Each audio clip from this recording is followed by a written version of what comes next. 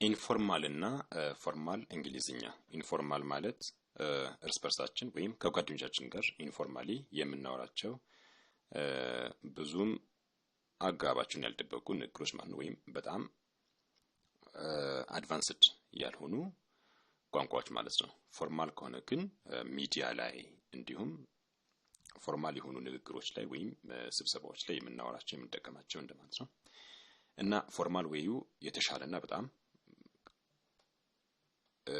አክብሮት ያለው የተከበረ ቋንቋ ነው።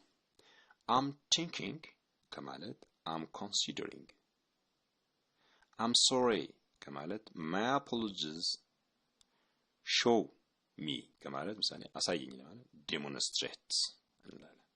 start ከማለት commence የተከበረ እንግሊዝኛ ነው ማለት ነው። end የመጨረሻ conclude end it up ወይም ደግሞ end up please ጨርስ ለማለት conclude እንላለን።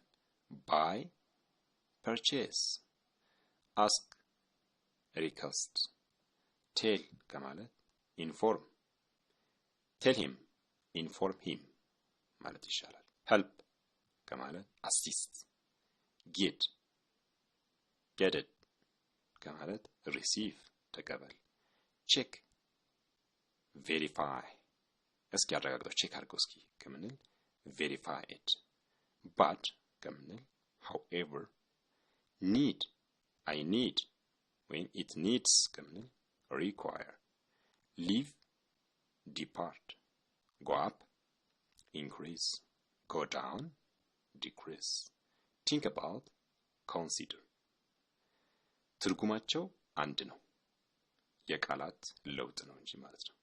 ስለዚህ እነዚህን ከምንጠቀም እነዚህ መጠቀማችን የተሻለና የተከበረ እንዲሁም የዘመነ እንግሊዝኛ ነው ማለት ነው።